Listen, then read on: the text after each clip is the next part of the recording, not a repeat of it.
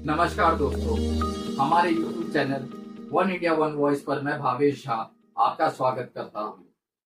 आज हम बात करने वाले हैं बिहार विधानसभा चुनाव 2025 में उस चर्चित सीट की जिस पर सबकी नजर है, बिहार के दरभंगा डिस्ट्रिक्ट में अलीनगर सीट की।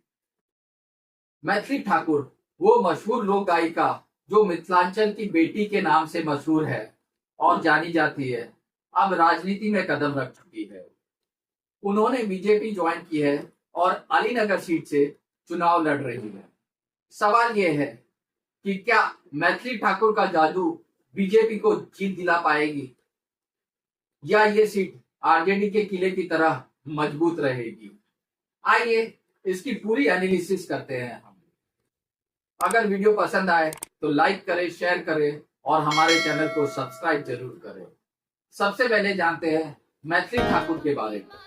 25 साल की मैथिली ठाकुर एक प्रसिद्ध लोक और भक्ति गायिका है जिन्होंने मैथिली संस्कृति को सोशल मीडिया पर काफी पॉपुलर बनाया है। वो cultural ambassador of the year 2024 भी रह चुकी है।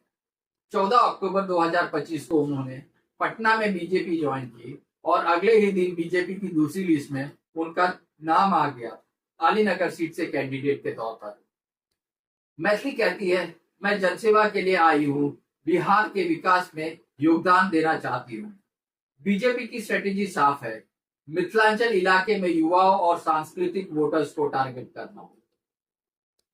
अब बात करते हैं अलीनगर विधानसभा सीट की।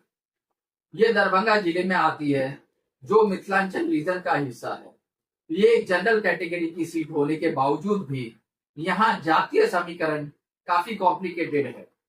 यहाँ मुस्लिम वोटर्स करीब 32% है, यादव भी 20 से 30% है, यानी कि इन दोनों की अच्छी संख्या मानी जाती है।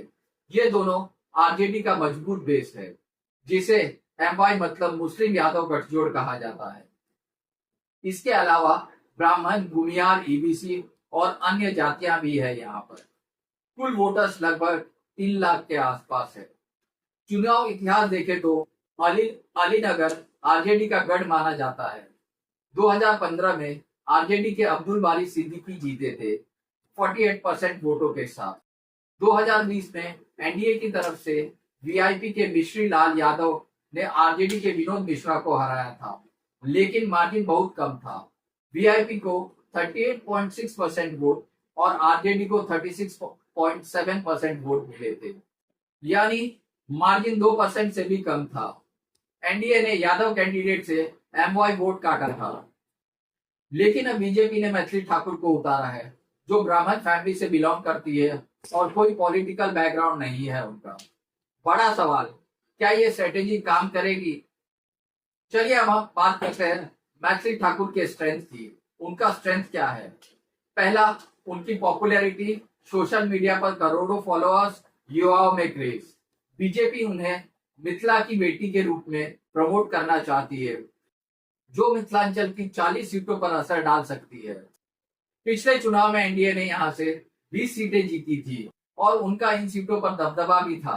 मैथिली 5 से 8 सीटों का स्विंग दे सकती है एनडीए को।